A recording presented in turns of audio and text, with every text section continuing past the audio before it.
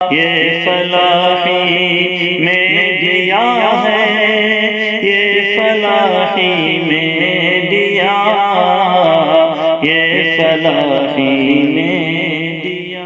یا پھر عربی میں ہی کروں، السلام علیکم ورحمۃ اللہ وبرکاتہ۔ کچھ سیکنڈ پہلے ایسا لگا کہ یہ شمشان گھاٹ ہے کیا، یہاں کوئی سلام کا جواب نہیں دے رہا ہے، لیکن جب حوالہ دیا گیا کہ ٹرانسلیٹ کروں انگریزی میں تو سب لوگ شمشان گھاٹ سے جاگ گئے۔ ماشاءاللہ، یہ ہوتا ایسا ہے کہ سلام 10 بار کیا جائے تو آپ کو 10 بار جواب دینا ہے۔ 10 مقرر ہے، 20 لوگ آ کر الگ الگ وقت پر سلام کرتے ہیں تو مجمع کو دھیرے چھوٹی آواز میں ہی صحیح آپ نے جواب دینا ہے، وعلیکم السلام۔ تو مجھے اچھا لگا کہ سب نے جواب دیا ہے، اور یہ عادت بنائیں۔ اور یہ عادت ہمیں اس لیے چھوٹ رہی ہے، ہم اس لیے جواب نہیں دے رہے ہیں، ورنہ آج سے کچھ سال قبل، 10 سال 20 سال 25 سال پہلے، صرف میرے گھر میں اور میرے خاندان میں نہیں، مجھے یقین ہے کہ شیرپور کے گھروں میں اور شیرپور کے خاندانوں میں، اور بلکہ پورے بھارت دیش میں جہاں جہاں بھی عاشق رسول رہتے ہیں، وہ تمام گھروں میں گھر میں داخل ہوتے وقت سلام کر کے لوگ آیا کرتے تھے۔ بالخصوص بڑے لوگ، ہمارے نانا، دادا، پھوپھا، یہ سب لوگ جب گھر میں داخل ہوتے، گھر میں لوگ ہو یا نہ ہو، السلام علیکم یہ کہہ کے داخل ہوا کرتے تھے، اور بڑے لوگ گھر میں جواب بھی دیا کرتے تھے۔ یہ چیزیں دھیرے دھیرے اسلام کو مٹانے کی کوشش کی جا رہی ہے۔ یہ ویسٹرن ورلڈ کی کوششیں اور کاوشیں اور سازشیں ہیں۔ یہ ویسٹرن ورلڈ کی پکار ہے، انجوائے یور لائف، اپنی زندگی کو انجوائے کریے۔ اور ہمارے بزرگان دین، علماء حضرات ہمیں بہت اچھی طریقے سے سمجھائے ہیں کہ اس دنیا میں ہمیں انجوائے کرنے نہیں بھیجا گیا ہے، بلکہ اس دنیا میں ہمیں آزمانے کے لیے بھیجا گیا ہے۔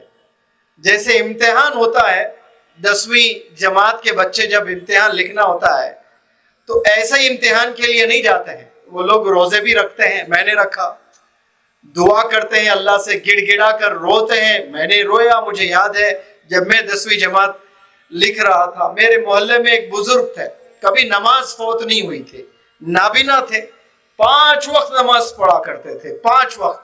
کبھی میں نے زندگی میں ایسی کوئی نماز میں نے نہیں پڑھی جو وہ حضرت نہیں دکھے مجھے مسجد میں۔ کبھی کبھار ایسا ہوتا کہ بارش بہت زوردار ہو رہی ہوتی، 2-4 لوگ مسجد میں ہوتے، اور وہ 2-4 میں وہ نابینا حضرت ہوتے، تو ان کو گھر میں جا کر ہاتھ پکڑ کر مسجد کو لے کر گیا۔ نماز کے لیے جب جا رہے تھے، میں نے کہا کہ میں فلانے حضرت ہے، ان کا بیٹا ہوں اور ان کا پوتا ہوں۔ اچھا، آپ ان کے پوتے ہیں، ماشاءاللہ، آج کیسے آنا ہوا آپ کو گھر؟ میں نے کہا کہ حضرت میرا 10th کا ایگزام ہے 2 دن کے بعد سے، تھوڑا دعا کرنا کہ میں اچھے نمبرات سے کامیاب ہو جاؤں۔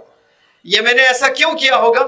یہ میں نے اس لیے کیا کہ اسکول کے بچوں میں سب سے بڑا امتحان جو ہوتا ہے وہ 10th کا امتحان ہوتا ہے، اور بڑا ڈرا سا ہوتا ہے۔ جیسے 3 مہینے آ جاتے ہیں قریب امتحان کے تو بندہ بڑا ڈرا ہوا ہوتا ہے، 2 مہینے اور ڈرا ہوا ہوتا ہے، 1 مہینہ اور ڈرا ہوا ہوتا ہے۔ جب امتحان آ جاتا ہے رات میں نیند نہیں آتی ہے۔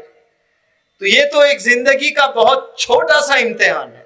جب آپ 10th کلیئر کر کے 12th میں جائیں گے، انٹرمیڈیٹ میں گریجویشن کریں گے، پوسٹ گریجویشن کریں گے، ٹیچرز، پیرنٹس، ایلڈرز سب لوگ کہیں گے کہ یہ کھیل کودنا چھوڑے، پڑھائی میں دل لگا۔ اب جب پوری پڑھائی کرنے کے بعد بھی پھر امتحان ہوتا ہے جس کو انٹرویو کہتے ہیں، جاب نہیں ملتی، ہزاروں لوگ ایک جاب کے لیے تکتے رہتے ہیں، HR کے کمروں میں جا کر بیٹھ کر کیبنز میں، وہاں بھی امتحان۔ تو یہ دنیا میں جو امتحان ہم دے رہے ہیں نا ایگزام میں، کامیاب ہونے کے لیے، نوکری حاصل کرنے کے لیے، یہ چھوٹے چھوٹے امتحانات۔ اصل جو امتحان ہے وہ اس زمین پر ہمیں بھیجا گیا ہے کامیاب ہونے کے لیے۔ وہ امتحان کیا ہے؟ وہ اللہ کو پہچاننا، اللہ کے رسول صلی اللہ علیہ وسلم کو پہچاننا، اور آپ صلی اللہ علیہ وسلم جو راستہ ہمیں دکھائے ہیں، بتائے ہیں، اسے سمجھنا. یہ نہ سمجھتے ہوئے آپ ورلڈ کے ٹاپ سائنٹسٹ بھی بن جائیں, بزنس مین بھی بن جائیں, ڈاکٹر بھی بن جائیں, پولیٹیشین بھی بن جائیں, آپ وقت کے بادشاہ بھی بن جائیں, آپ بڑے سے بڑے بالی ووڈ ہالی ووڈ کے سٹار بھی بن جائیں, اور آپ کا کنیکشن اللہ سے نہیں ہے, آپ کا کنیکشن آپ صلی اللہ علیہ وسلم سے نہیں ہے, تو آپ سے اچھی اس زمین پہ رینگتی چیٹی ہے.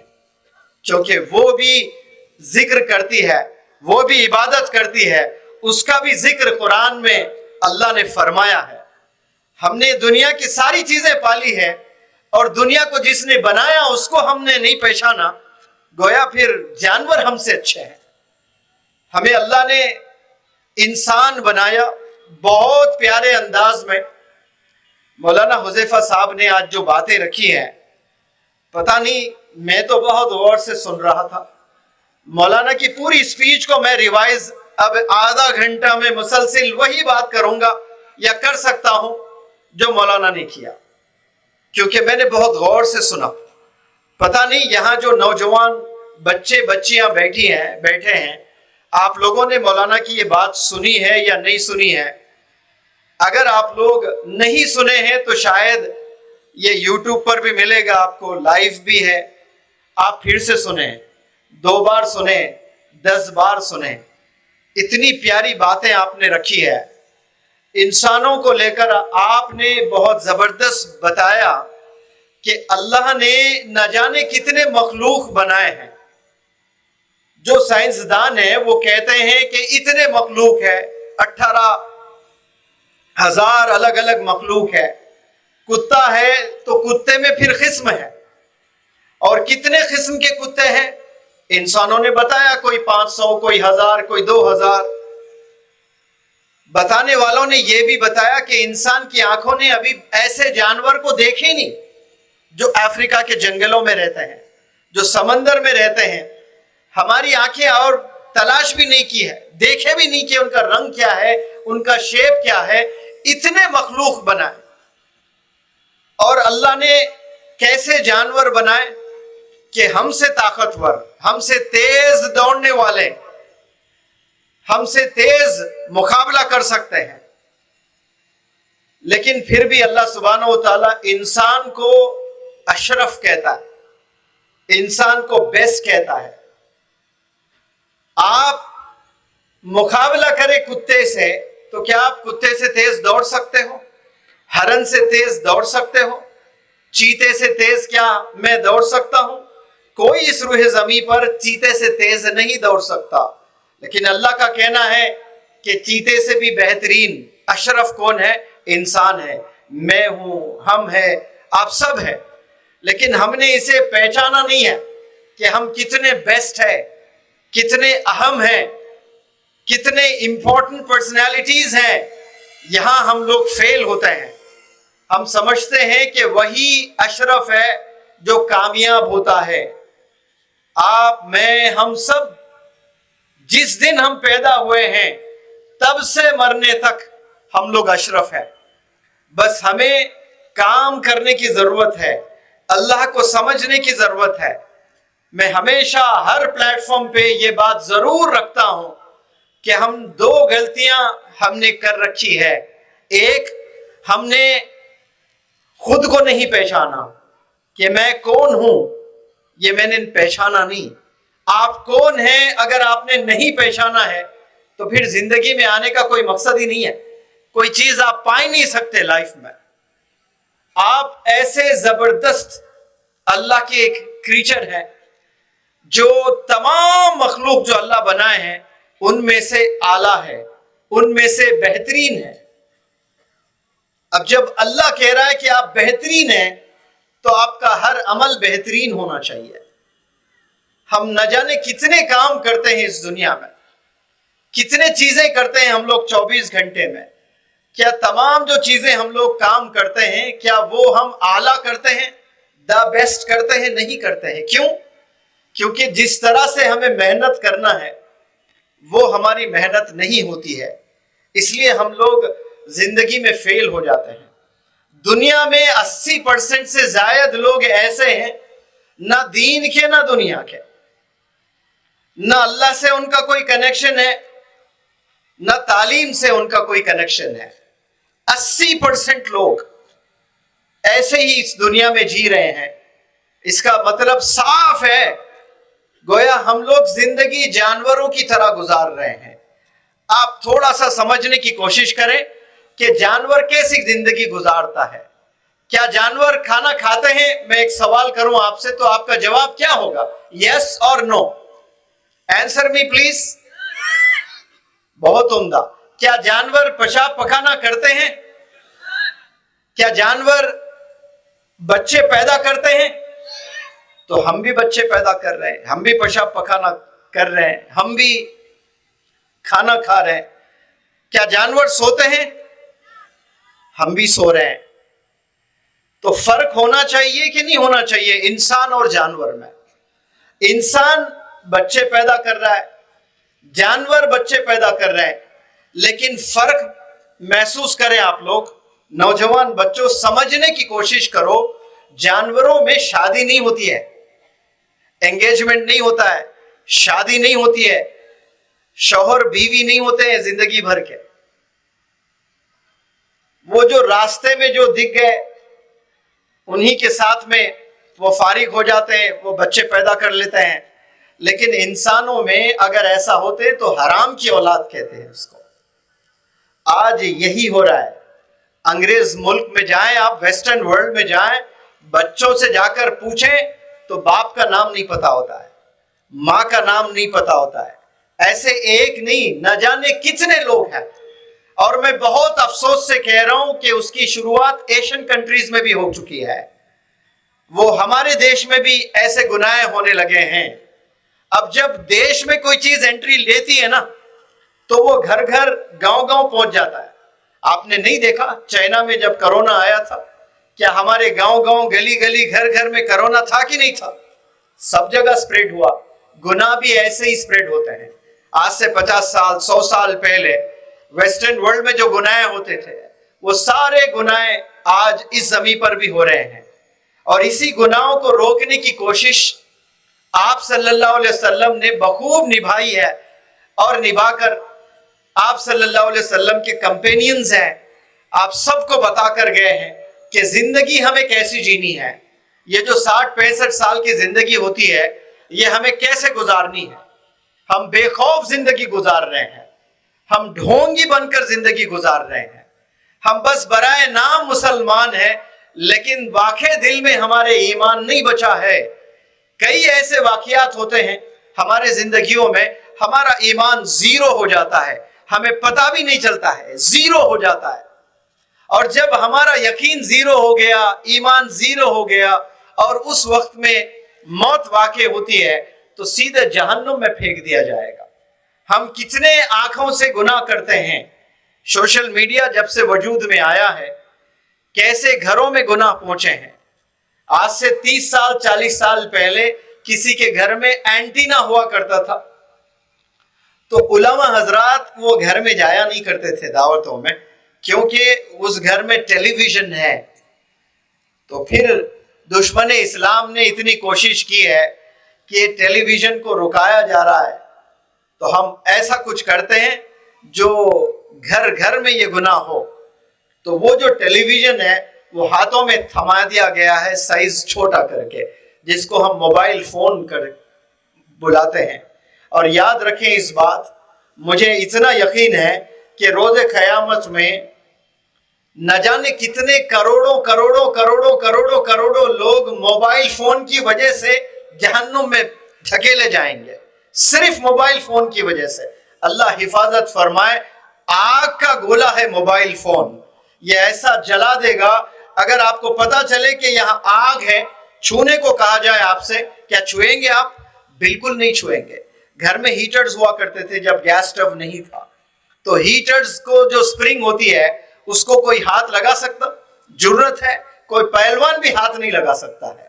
وہ ورلڈ مسٹر ورلڈ بھی ہو سکتا ہے لیکن وہ چھوٹی سی سپرنگ کو ہاتھ نہیں لگا سکتا، کیوں؟ ہاتھ لگائے تو الیکٹرک شاک ہوگا۔ اس کو یقین ہوتا ہے کہ الیکٹرک شاک جب لگتا ہے تو موت واقع ہوتی ہے۔ کوئی بندہ تار جا رہا ہے الیکٹرک کا، اس کو ہاتھ نہیں لگائے گا۔ ہاتھ کیوں نہیں لگائے گا؟ کیونکہ اس کو چھونے سے موت واقع ہوتی ہے، اس کو یقین ہے، 100% یقین ہے، اسی لیے وہ الیکٹرک کے جو وائرز ہوتے ہیں اس کو کوئی ہاتھ نہیں لگاتا، 3 سال کا بچہ نہیں لگاتا ہے۔ اگر اس کو پتہ چل جاتا ہے کہ اس کو چھونے سے موت واقع ہوتی ہے تو کوئی بندہ الیکٹرک کے وائرز کو ہاتھ نہیں لگاتا ہے۔ اور ہمیں صاف صاف بتایا گیا ہے یہ چیزیں کرنے سے جہنم میں ڈالا جائے گا۔ تو الیکٹرک شاک تو ایک چھوٹا سا ادنا سا ایک پنشمنٹ ہے، لیکن وہاں اس جہنم میں جو اللہ پنشمنٹ دے گا وہ کیسا پنشمنٹ ہوگا، ہمیں سب کو ریئلائز کرنا ہے کہ وہ کیسا منظر ہوگا، وہاں کیسا سزا، کیا کیا سزائیں دی جائے گی، یہ یقین ہمیں نہیں ہے۔ ہم لوگ صرف کلمہ پڑھتے ہیں لا الہ الا اللہ محمد الرسول اللہ، ہم سمجھتے ہیں کہ ہم مسلمان ہو گئے، ہمیں جنت مل گئی ہے۔ یہ لا الہ الا اللہ محمد الرسول اللہ، یہ انٹر ہوئے ہیں آپ، اسلام میں انٹر ہونے کا فارمولا ہے، یہ جنت میں جانے کا فارمولا نہیں ہے۔ مرتے وقت میں پڑھے تو جنت کا فارمولا ہے، موت واقع ہو رہی ہے زبان پر کلمہ نہیں ہے تو پھر کیسے جنت ملے گی؟ یہ تو انٹری ہے، آپ لینے کے بعد لائف میں ڈوز اور ڈونٹس ہیں، یہ چیزیں آپ نے کرنی ہیں، یہ چیزیں آپ نے نہیں کرنی ہیں، یہی لائف ہے، ڈوز اور ڈونٹس۔ اور قرآن میں اللہ سبحانہ و تعالیٰ یہی چیزیں رکھا ہے، ڈوز اور ڈونٹس۔ آپ نے یہ چیزیں کرنی ہے زندگی میں، یہ چیزیں نہیں کرنی ہے۔ آپ روزانہ 5 وقت نماز پڑھیں، جیسے آپ نے کہا کہ سورہ بقرہ پڑھنا ہے تو روزانہ سورہ بقرے کی تلاوت کر رہے ہیں آپ 2.5 پارہ، آپ چیریٹی بھی کر رہے ہیں، ساری چیزیں کر رہے ہیں، لیکن والدین کو ریسپیکٹ نہیں دے رہے ہیں، تو پھر اللہ صاف کہتا ہے والدین اگر تجھ سے ناراض تو پھر میں بھی ناراض۔ اور اللہ جب ناراض تو دنیا کی پوری طاقت مل جاوے آپ کو جنت میں نہیں بھیج سکتے، ان کی سفارش کام نہیں کرنے والی ہے۔ تو ہم اللہ کو ناراض کر رہے ہیں والدین کو ناراض کر کے، تو والدین ناراض تو اللہ ناراض، والدین خوش تو اللہ خوش۔ آج گھر گھر جائیں، سروے کریں، پوچھے جا کر والدین سے، دل سے بتائیں کہ آپ اپنے بچوں کو لے کر خوش ہیں؟ 10 میں 9 گھر ایسے بولیں گے کہ ہم بہت پریشان ہیں، اور وہ پریشان کرنے والے کون ہیں؟ نوجوان بچے ہیں۔ کیوں؟ وہ سوشل میڈیا میں اپنی زندگی کو گزارتے ہیں، جو 24 گھنٹے میں 20 گھنٹے ان کی فکر سوشل میڈیا میں ہوتی ہے، گویا وہ دنیا کو دیکھتے ہیں سوشل میڈیا کے ونڈو سے، حقیقی دنیا نہیں پتا ہے انہیں کہ دنیا کیا چیز ہے، وہ سوشل میڈیا کے ونڈو سے ہر چیز کو دیکھتے ہیں اور گناہوں میں ملوث ہو جاتے ہیں۔ جب ذکر چھڑا ہے گناہ کا، ایک چیز میں آپ کے علم میں لے آنا چاہتا ہوں، بالخصوص نوجوان لڑکے اور لڑکیوں کے علم میں لے آنا چاہتا ہوں، دل کے کانوں سے سنیں اور بہت غور سے سنیں کہ ایک وہ گناہ ہوتا ہے جو انسان چھپ کر کرتا ہے۔ اب وہ جب بندہ چھپ کر گناہ کرتا ہے تو اس کو دیکھنے والا صرف اللہ ہی ہوتا ہے، اس کی سزا ہے، اس کی پکڑ ہے۔ ہاں، کبھی رات کے اندھیرے میں آپ اللہ سے دعا کریں، گڑ گڑائیں، روئیں، اللہ سے معافی طلب کریں کہ یا اللہ اس رات میں نے تنہائی میں یہ گناہ کیا تھا، تو مجھے معاف کر دے، تو بادشاہوں کا بادشاہ ہے اور تیری پہچان اسی کی وجہ سے تو مشہور ہے کہ تو معاف کرتا ہے۔ یہ ایسے بھی گنہگار لوگ ہیں، لیکن ایک گناہ وہ ہوتا ہے جو گناہ کر کے آپ سوشل میڈیا پر پوسٹ کرتے ہو اور وہ دیکھ کر اس کی نقل ہزاروں لوگ، لاکھوں لوگ، کروڑوں لوگ اتارتے ہیں، تو اس کا گناہ پورا کروڑوں لوگوں کا آپ پر جا رہا ہے۔ ایک لڑکی کوئی گانے پر ناچی ہے اور وہ وائرل ہوا ہے، اب وہ لڑکی کے نقل اتارنے کے لیے پورے بھارت دیش کیا پورے ورلڈ میں سب لوگ بڈھیاں ناچنے لگے۔ اللہ ہدایت سے نوازے ایسے بڈھیوں کو۔ عورتیں ناچ رہی، والدین ناچ رہی، باپ بیٹی مل کر وہ نقل اتار رہے، تو وہ جو لڑکی بیچاری، میں بیچاری اس لیے کہہ رہا ہوں کیونکہ سب لوگ اللہ کے بندے بندیاں ہیں، اللہ ہدایت سے نوازے ایسے نوجوان بچے۔ اسی کے لیے لوگ 24 گھنٹے محنت کرتے ہیں، کوئی اپنا پیسہ کھویا تو کسی کہنے والوں نے کہا کہ آپ نے کچھ نہیں کھویا.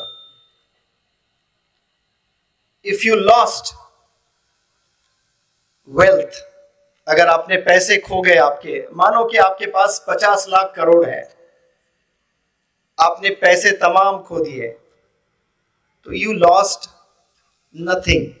کہہ رہا ہے کہنے والا کوئی دانشور، آپ کے پاس 50 لاکھ کروڑ ہے اور 50 لاکھ کروڑ چوری ہو گئے، لاس ہو گئے، تو وہ دانشور کہنے والا کہہ رہا ہے کہ you lost nothing، آپ نے کچھ نہیں کھویا. پھر دوسری لائن میں کہہ رہا ہے if you lost your health، اگر آپ نے اپنی صحت کھوئی غلط کام کر کے، شراب پی کر، ڈرگز لے کر، گٹکا لے کر، پتہ نہیں کیا کیا راتوں میں جاگ کر آپ نے صحت بگاڑ لی، پھر بھی کہہ رہا ہے وہ کہ you lost something، آپ نے کچھ تھوڑا سا کچھ کھویا ہے. پھر تیسری لائن میں وہ بتا رہا ہے کہ if you lost your character you lost everything، اگر آپ نے کیریکٹر کھو دیا تو سب کچھ کھو دیا آپ نے. آج majority of the youth today they are losing their character. آج ہم لوگ اپنا کیریکٹر بیچ چکے ہیں. ہمارا کیریکٹر آج پاک نہیں ہے. ہم لوگ بظاہر پاک نظر آتے ہیں لیکن اندر سے ہم لوگ پاک نہیں ہیں. نوجوان بچیاں برقع پہن کر، گلوز پہن کر گھر سے کالج جاتے ہیں. والدین بڑا خوش ہوتے ہیں کہ بازار جب میں نکلتا ہوں تو کوئی لڑکیاں برقعے میں دکھتے ہی نہیں، یہاں تو میری لڑکی برقعے میں جا رہی ہے، بڑا خوش. لیکن وہ برقعے میں جا کر کیا کیا کرتی ہے یہ والدین کو نہیں پتا ہوتا ہے. تو وہ جو گناہوں میں ملوث ہیں ایسے بچیاں، میں سارے بچیوں پر یہ دوش نہیں لگا رہا ہوں، لیکن بہت سے ایسے بچیاں ہیں جو برقع بھی پہنتی ہیں، جو گلوز بھی پہنتی ہیں، جسم کا کوئی حصہ نہیں دکھتا ہے، آئی بالز کے علاوہ کچھ نظر نہیں آتا ہے، وہ بھی گناہوں میں ملوث ہے. اور وہ جو گناہ کرتے ہیں پیرنٹس سے چھپ چھپ کر کرتے ہیں، یہ سوچ کر کرتے ہیں کہ میرے والدین مجھے نہیں دیکھ رہے ہیں، لیکن انہیں یہ ضرور معلوم ہے کہ ان کا رب انہیں دیکھ رہا ہے، پھر بھی گناہ کر رہے ہیں. اس کا مطلب آپ کا ایمان خطرے میں ہے. ہم جب گناہ کر رہے ہیں اور ہمیں ڈر نہیں ہو رہا ہے تو سمجھ جائیں کہ اللہ سے آپ کو کوئی واسطہ نہیں، کوئی کنیکشن نہیں ہے آپ کا اللہ سے. اللہ کو آپ نہیں چاہتے ہیں. آپ کوئی گناہ کر رہے ہیں اور آپ کو ڈر نہیں ہو رہا ہے تو آپ سمجھ جائیں کہ آپ اللہ کو نہیں چاہتے ہیں، اور آپ سمجھ جائیں کہ اللہ بھی آپ کو نہیں چاہتا ہے. اس لیے آپ میں خوف نہیں ہے، خوف خدا نہیں ہے. آپ لوگ ٹیلی ویژن میں بہت سارے سیریلز دیکھتے ہوں گے، پروگرامز دیکھتے ہوں گے. مجھے ایک دفعہ موقع ملا بگ باس کے ایک پروگرام میں، یعنی جو ٹیلی ویژن میں پروگرام ہوتا ہے وہ ڈائریکٹ پروگرام میں بگ باس کے گھر میں جا کر کام کرنے کا موقع نہیں ملا ہے. بگ باس کے جتنے کنٹیسٹنٹس ہوتے ہیں وہ پروگرام ہونے کے بعد پھر سے دعوتیں ہوتی ہیں، ایوارڈ سرمنیز ہوتے ہیں، تو اس میں مجھے اینکرنگ کرنے کے لیے بلایا گیا تھا. سوائے سلمان خان کے سارے لوگ تھے، اور بالی ووڈ کے اور مزید سنگرز، نہ جانے کتنے سٹارز آئے تھے. تو بالکل سوٹ بوٹ پہ تیار ہو کر بامبے شہر گیا میں، اور میرے ہی لفٹ میں دگج بہت ٹاپ لیول کے سنگرز ہیں. میں اس مبارک محفل میں نام بھی نہیں لینا چاہتا ہوں. تو میں ایسا دیکھتا رہا کہ اس کے گانے تو میں سنتے ہوئے بڑا ہوا، بڑے شوق سے سنا کرتا تھا. تو اللہ نے ایک عجیب ایسا خوف میرے سینے میں، میرے دل میں ڈالا. اب جب جا کر میں پوڈیم پر کھڑا ہوا تو عجیب ہیبت طاری ہو گئی مجھے.